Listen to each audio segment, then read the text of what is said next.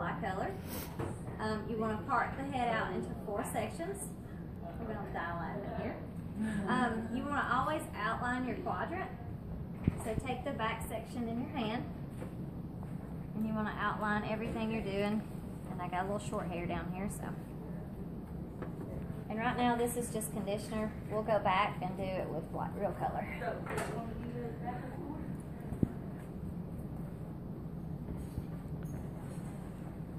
Alright, so once you've outlined your quadrant, you can go in here and start your slicing.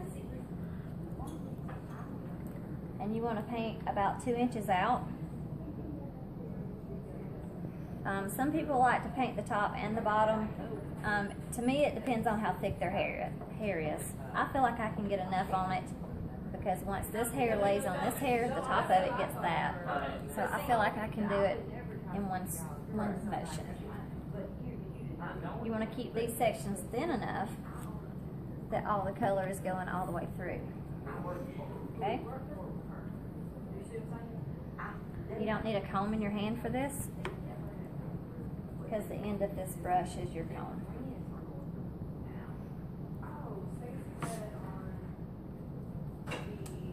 Most of the time you start with color in the back section because it's the most resistant area.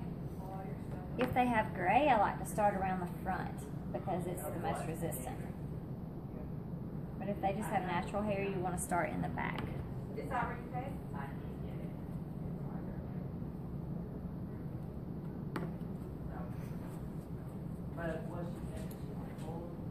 So you don't put a lot at one time?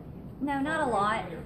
You want to be able to stretch your color as far as you can get it. Now, a lot of people glob it up here and they're wasting product. You want to put it on and you want to really smooth that stuff out because it goes further than you think it would.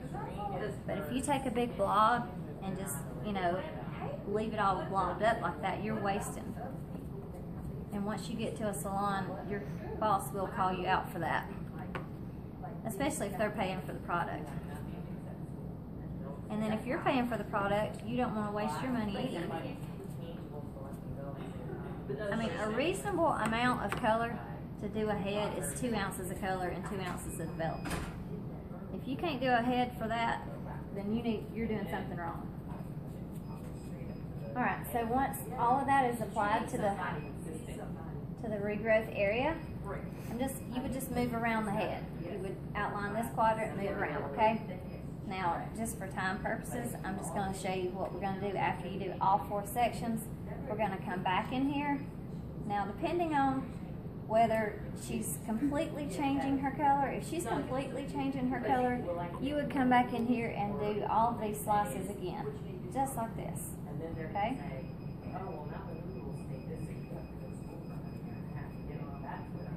And then you want to work it with your hands, because like I said, that's going way further than you give it credit for. Okay? On dry hair? On dry hair. You don't want to put it on wet hair unless the product calls for wet hair, because what we learned yesterday was if you dilute your developer, it goes down in volume. Okay?